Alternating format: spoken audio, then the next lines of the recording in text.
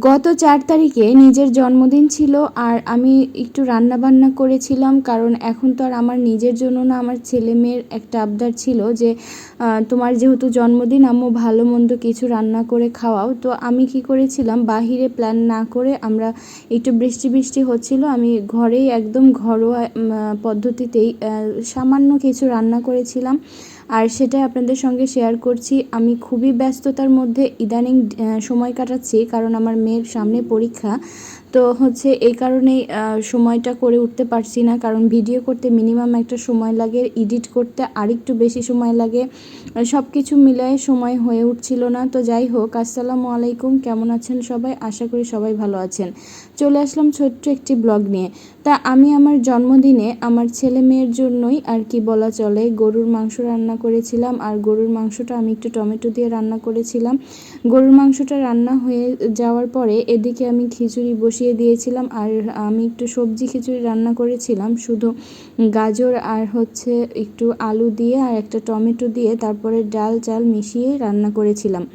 রান্না করার পরে তারপর আমি কি করেছিলাম, মাংসের যে তেজপাতাগুলো সেই তেজপাতাগুলো উঠিয়ে রেখে ওদিকে সরিয়ে ফেলছিলাম, কারণ আমার মাংস রান্না অলরেডি ডান।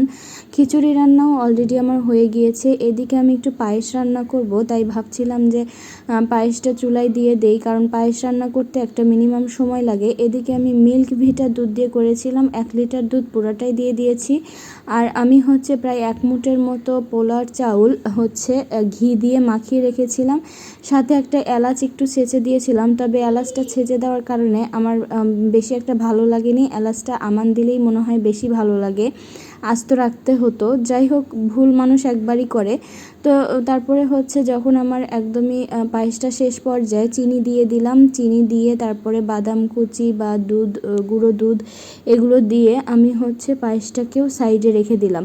বাহিরে গেলে অবশ্যই আনন্দ হতো, তবে হচ্ছে বৃষ্টি কাদার মধ্যে আর বাহিরে বের হয়নি। আর বাহিরে খেতে গেলে অবশ্যই কি খেতে হতো, নয় মাংসের আইটেম, না হয় কোনো কিছু খেতে তো হতোই। তো ভাবলাম যে একটু ঝাল কিছু করি, সাথে একটু মিষ্টি মুখ করার জন্য করি। আসলে এখন তো আর আমরা বড় হয়ে গিয়েছি, এখন জন্মদিন বলতে আর কিছুই নেই।